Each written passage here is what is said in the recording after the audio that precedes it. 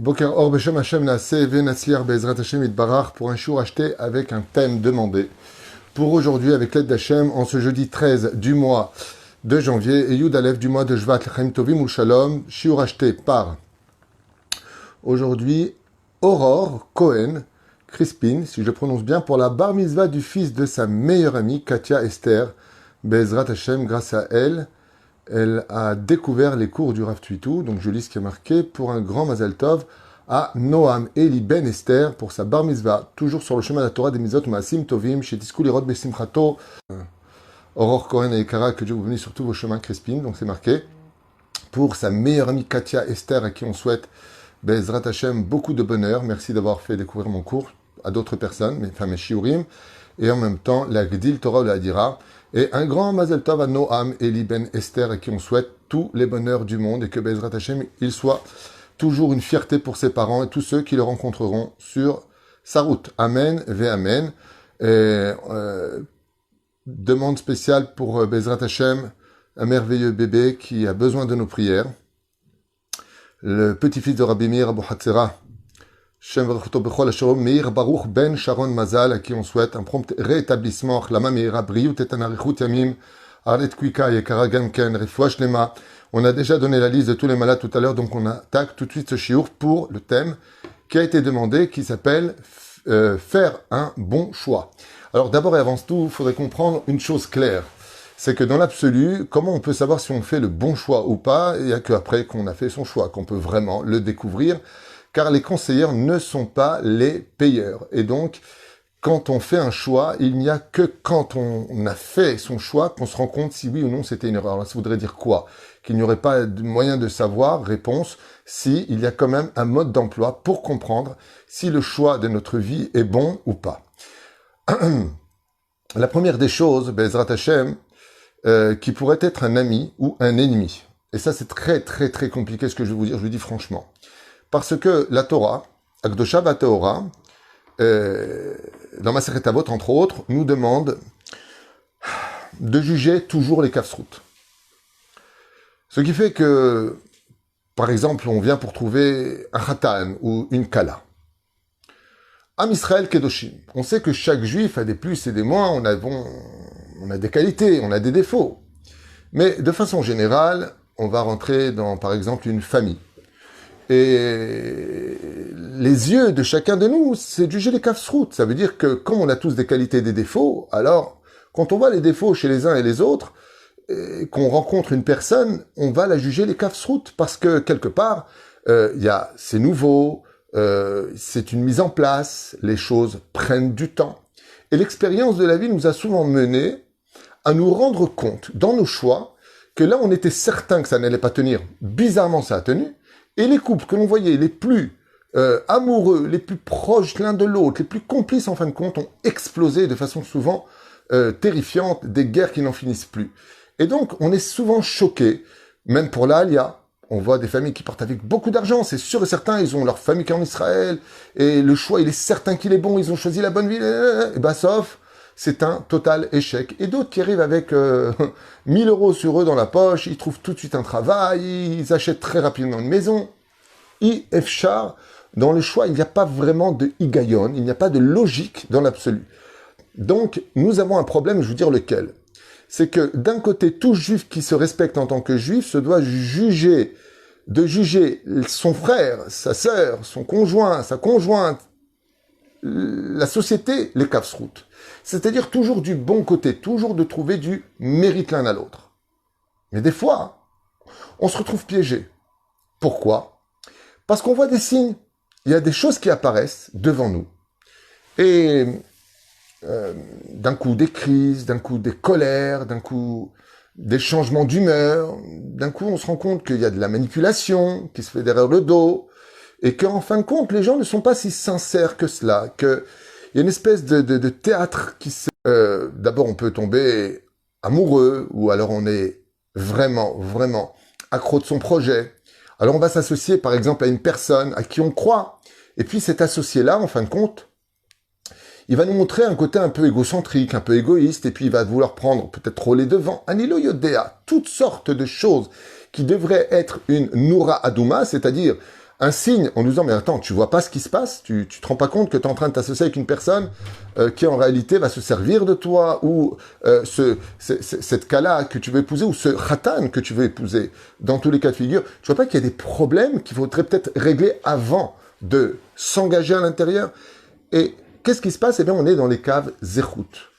Et dans ce genre de situation, ce qui se passe aussi bien au niveau du professionnel, de l'histoire d'amour entre un couple, de la famille, du social, du peuple d'Israël, dans son ensemble, dans tous les cas de figure, eh bien, ce qui va se passer, c'est qu'on va tomber dans une espèce de situation où on va passer de l'amour extrême à la haine extrême, de la confiance extrême à la méfiance absolue, parce qu'on n'aura pas recadré les réalités dans une espèce d'amalgame général où, parce que j'ai fait trop confiance et que j'ai été déçu, alors je passe à la haine totale ou l'indifférence totale. Ce qui est complètement absurde. Pourquoi? Parce que bon, des fois tu t'entends pas avec une personne, t'as pas trouvé un machane meshutaf entre vous, ça l'a pas fait, bon, goodbye, et on continue à être amis, ou copains, ou alors connaissances, ou en tout cas on se dit bonjour, au revoir.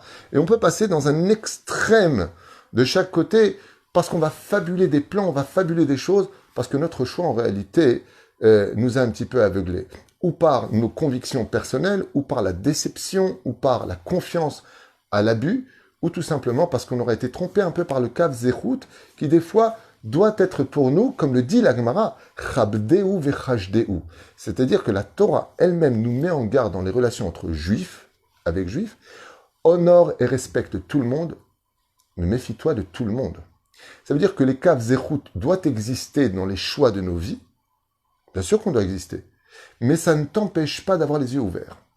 Et bien entendu, que les choses soient claires. Quand on dit les yeux ouverts, c'est pas tu te renseignes avec ta version des choses, telle que toi tu vis le problème, ailleurs, sans écouter le son de cloche de l'autre. Par exemple, si je viens pour pouvoir régler un truc qui me semble un petit peu louche, sur lequel je dis, oulala, j'ai plus confiance vraiment en notre association. Ce que je dois faire si je suis un homme honnête, c'est d'aller voir, par exemple, un gdolador, d'aller voir une personne professionnelle, et avec l'associé, exposer le problème pour que la personne ait l'objectivité des deux sons de cloche. Mais si moi, je vais voir maintenant quelqu'un, je vais m'associer à un rab, je dis, voilà, ou un professionnel, dans mon domaine, et puis je dis, voilà, je suis avec quelqu'un, mais la vérité, j'ai pas vraiment confiance en lui, je trouve qu'il parle beaucoup, il a dit qu'il apporterait l'argent dimanche, mais en fin de compte, il a apporté le dimanche d'après, qu'est-ce qu'il va te dire? Selon ton son de cloche, il va te dire, oh là là, éloigne-toi de lui, fuis-le. Oui, pourquoi? Parce que tu l'as emmené là où, en fin de compte, tu lui as fait part de ton ressenti à toi, mais qui te dit que ton ressenti à toi, il est juste, il est bon, il est réaliste. Peut-être que si tu poses la question à l'autre, tu dis, mais attends, je t'ai jamais dit que je t'apporterais l'argent dimanche. Je t'ai dit, normalement, je devrais recevoir de l'argent dimanche, et si je l'ai, je te l'amène. Et toi, tu as compris que c'est bon, tu peux compter dessus.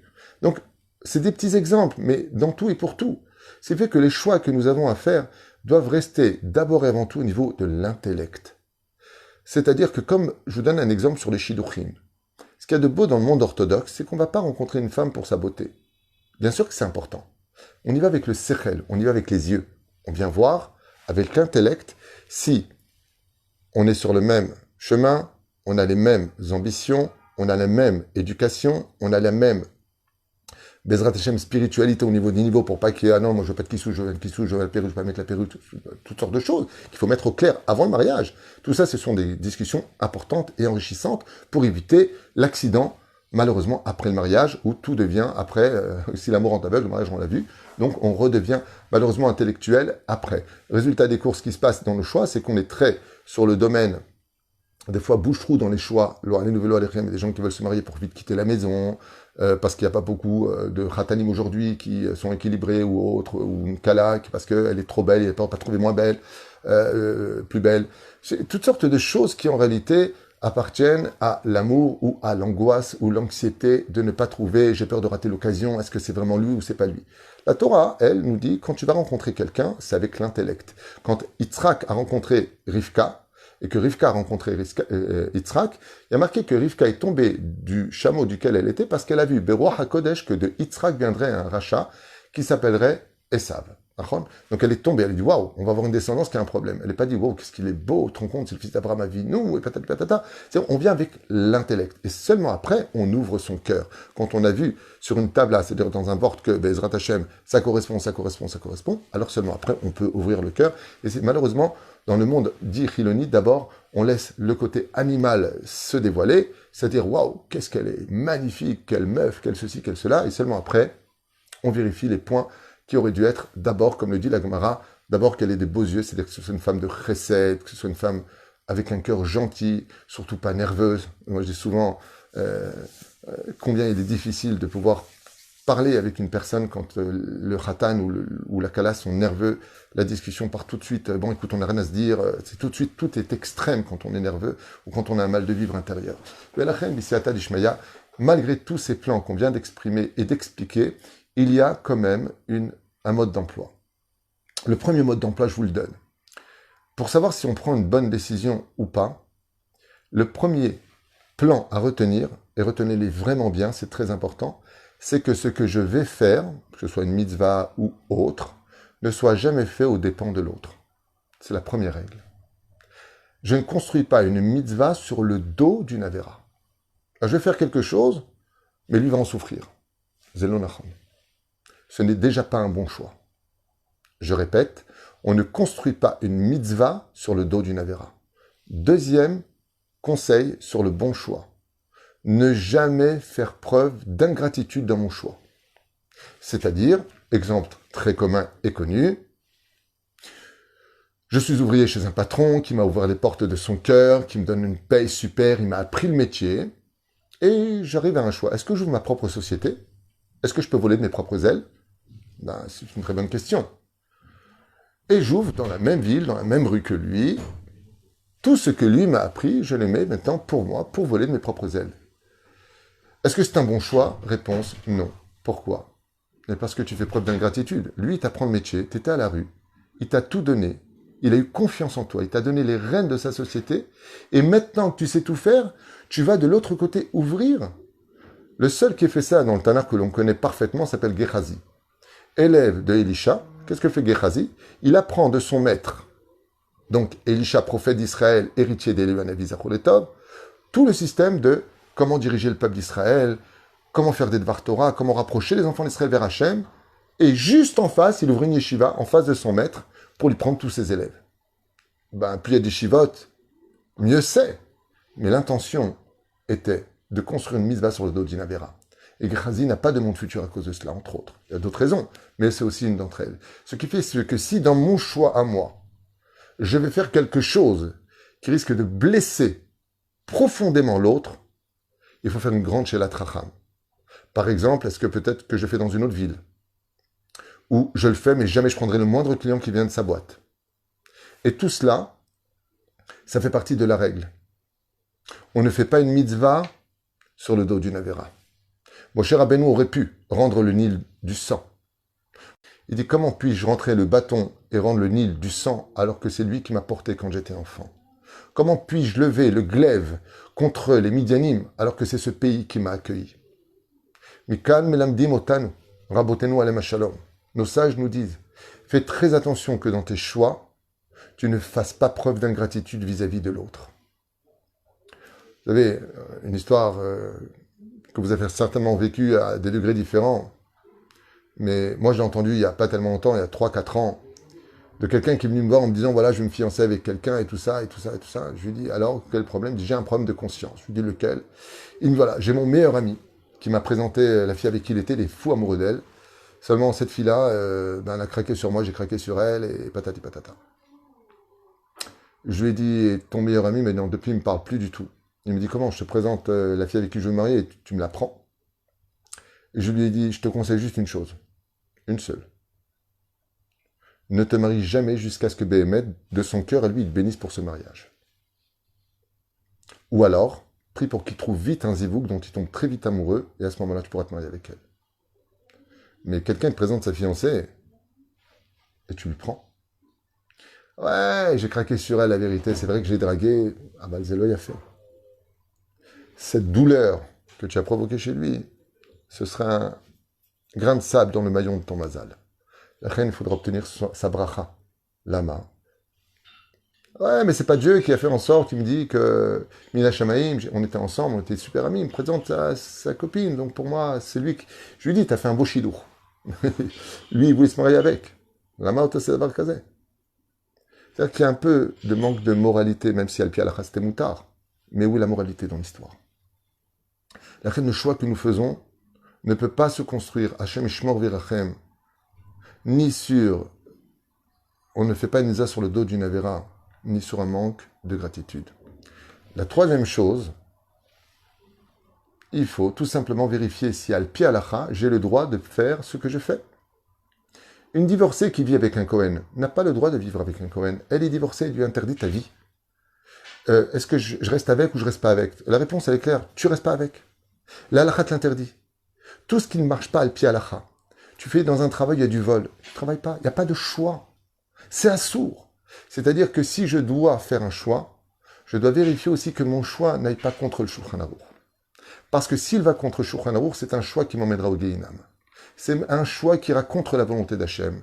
Et donc c'est un choix où il n'ira pas la bracha d'Akadosh Baruch Hu. Quatrième conseil, quoi que je fasse, d'abord, comme le dit le Rav Dessler, comme l'explique le Gaon de Vilna, je dois mettre de mon côté toutes les chances dans le choix de ma vie. C'est-à-dire que je dois faire, bien entendu, attention au domaine de la nature. Qu'est-ce que la nature m'apporte? Par exemple, je veux travailler dans un domaine professionnel, dans telle ville, dans tel métier. Il y a ce qu'on appelle business plan. Le mec, il dit, c'est un choix de vendre des congélateurs au pôle Nord ou de vendre des radiateurs là où il fait 50 degrés toute la journée en Arabie Saoudite? Non.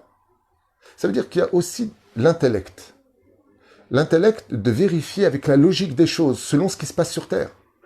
C'est-à-dire que si dans mon choix, je me jette dans la gueule du loup, et que n'importe quel abruti se dit, mais t'es fou, quoi. Ton choix d'ouvrir une boutique là où il n'y a personne qui passe toute la journée, c'est pas intelligent. À moins que tu aies avec toi Baba Saleh qui t'a fait une bracha ou Rabbi Moshe Deri qui te fait un shemot. Mais si tu restes cartésien, il faut faire attention. Il faut faire attention. J'aimerais vous raconter une anecdote qui s'est passée. Un jour, ici dans ce bureau, vient me voir un couple. Et le couple, donc l'homme est divorcé avec des enfants, et la jeune fille, très mignonne et très à sa place, veut se marier avec lui. Seulement, je connais un peu le profil de la jeune fille, et je lui dis, tu sais que il n'y a pas de misa de souffrir. Elle me dit, je comprends pas. Je lui ai dit, t'es une jeune fille qui n'a pas d'enfant, qui a jamais été mariée.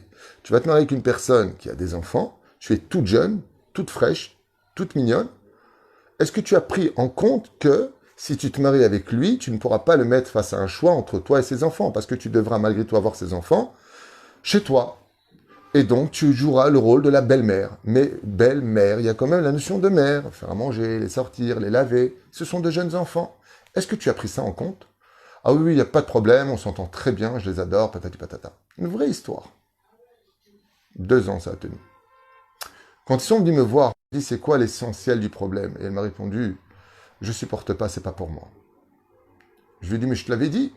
Elle m'a répondu, oui, mais il fallait que je le vive pour me rendre compte que c'était pas pour moi. C'est pas une question de abracadabra, de regarder dans la boule de cristal. Une jeune fille, t'as jamais eu d'enfant, tu veux te marier pour vivre, kiffer, c'est normal, tu veux sortir avec ton mari. Les enfants vont devenir un obstacle dans ta vie, c'est pas les tiens. La Messirut Nefesh des mamans existe vraiment quand ils sortent de ses entrailles, mais de s'occuper des enfants des autres, au point d'être présent pour eux constamment. Il faut être Valérie, il faut être ma femme, quoi. Il faut être exceptionnel.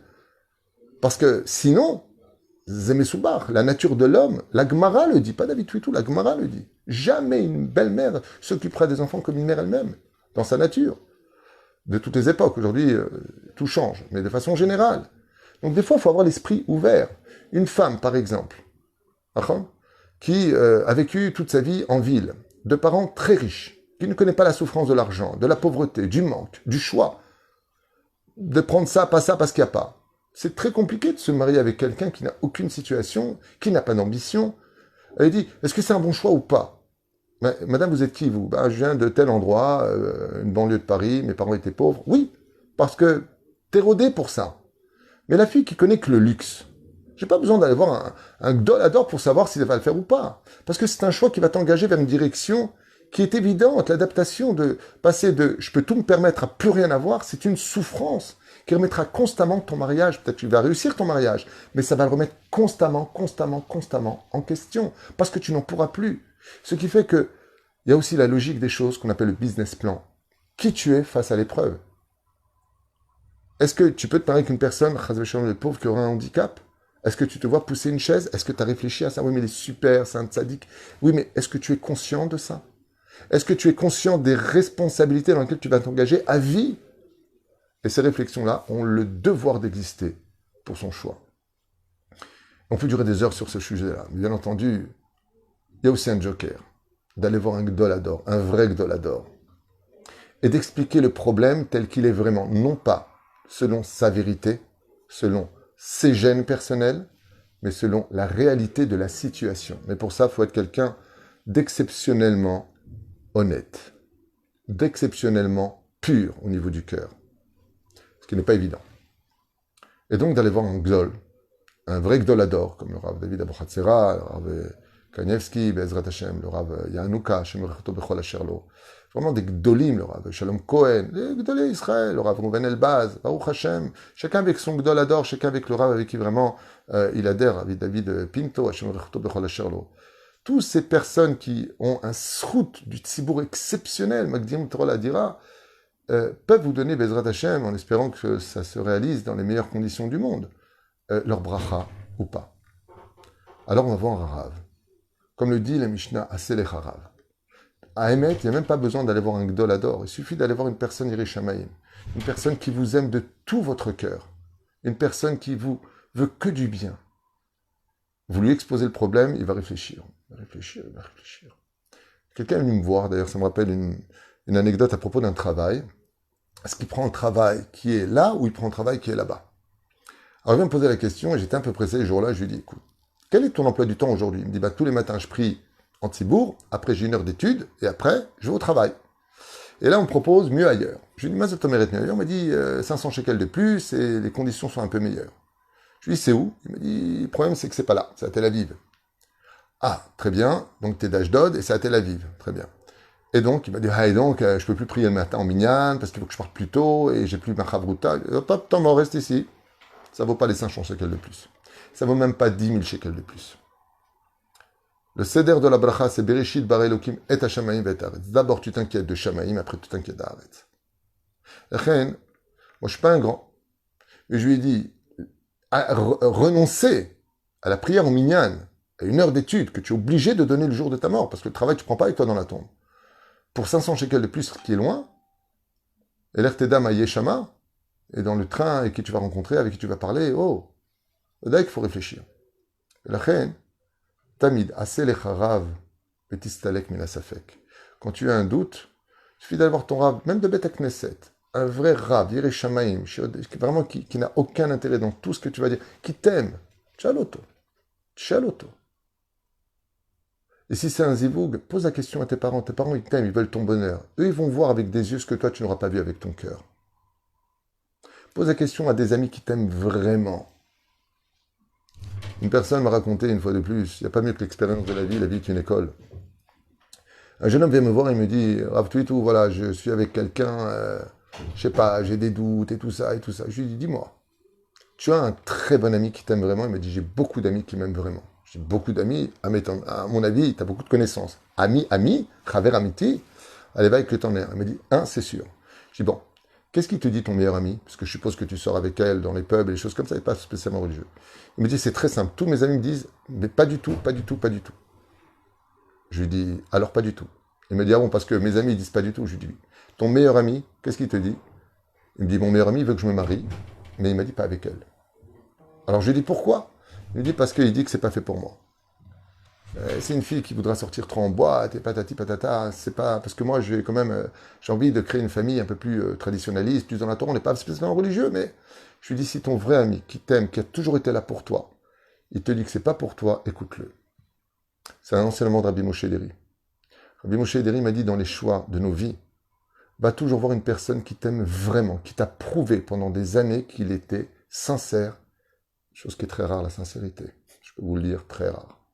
Il y a beaucoup du salam aleikum et beaucoup de vitrines, derrière ça parle et ça critique. Aval, va voir quelqu'un vraiment qui t'aime pour toi, pour ton bien à toi, qui veut ton bonheur de tout son cœur, qui prie. Je te conseille d'attendre, de bien réfléchir. Béhémet, fais attention, réfléchis bien. C'est pareil pour un associé. C'est pareil pour tout ce que tu vas t'engager. Les gens qui t'aiment vraiment dans ce monde seront malheureux si tu es malheureux. Et leur conseil vaut de l'or, m'a dit Rabbi Moshe Ederi. Et les rabbanim, les vrais, eux, ils aiment chaque juif. Vraiment. Et ils n'ont pas d'intérêt que tu te maries ou pas avec telle ou telle personne. Mais si un rab, il te dit, il y a quand même un problème, est-ce que tu as vu le problème de l'anida? Est-ce qu'elle va respecter l'anida? Est-ce qu'elle va respecter ceci? Ou est-ce qu'il va respecter cela? Maïe. Maïe. Quand tu as une fille qui est jeune, magnifique, qui aime la Torah et les mitzvot, et qu'elle rencontre quelqu'un qui n'en a rien à faire, réfléchis bien. Ouais, mais j'ai quand même 30 ans, qui je vais trouver? Peut-être que je peux lui faire tchouva. T'as raison, peut-être, mais le risque est quand même très grand. Ça veut dire quoi? Tu veux d'un homme qui prenne ton fils au Shabbat, qui aille jouer au foot, pendant que toi tu seras seul à la maison à faire ton petit Shabbat? Il va dire, oh, quand tu m'as connu, je suis pas religieux, ne me prends pas la tête, je fais ce que je veux, t'as pas à me dire, c'est entre Dieu et moi.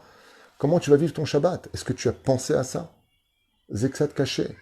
Oui, mais j'ai pas le choix et la fille s'est mise à pleurer. Moi aussi. Les conseils de ceux qui nous aiment vraiment possèdent une grande part de vérité dans les conséquences de nos choix. Elchen Bezrat Hashem, après cette palette de renseignements de est-ce que j'ai fait le bon choix? Est-ce que ce que j'ai fait, c'est pas une mitzvah sur le dos d'une avera? Est-ce que c'est pas basé sur l'ingratitude? Est-ce que c'est al-pi alacha Bezrat Hashem? Est-ce que ce que je fais est aussi pour moi? Est-ce que ça va pas m'empêcher de grandir en spirituel? Parce que si mes choix m'éloignent de la Torah, parce qu'ils sont plus faciles à vivre, c'est un mauvais choix. Parce que le but de ce monde, c'est de servir Hachem. D'abord créer la spiritualité et comprendre que la matérialité est là pour nous accompagner dans tous nos choix. Mais ce n'est pas le but de notre vie, car on ne prend rien avec soi. Et la reine, si on a tous ces éléments avec nous, et qu'on finira avec... quand on a des choix, il faut prier Hachem pour qu'il donne de la réussite. Des fois, on fait des bons choix, mais on n'a pas assez prié pour que ça réussisse. Alors, il faut prier à Kadosh Baruch Hu, parce que lui détient les clés de tous nos problèmes. Et que souvent, même quand des fois, on n'a pas fait le bon choix, grâce à la prière et la bracha de nos parents, de nos rabbanim, de ceux qui nous aiment, ou tout simplement de l'humilité qui nous habite, eh bien, même les mauvais choix peuvent devenir de bons choix. À nous, Be'ezrat Hashem, d'agir en conséquence, avec l'intellect du business plan, de voir si vraiment ça correspond avec l'intellect à ce que l'on recherche, à ce que l'on veut, et à seulement après ouvrir son cœur. Baruch Adonai l'olam amen, et amen.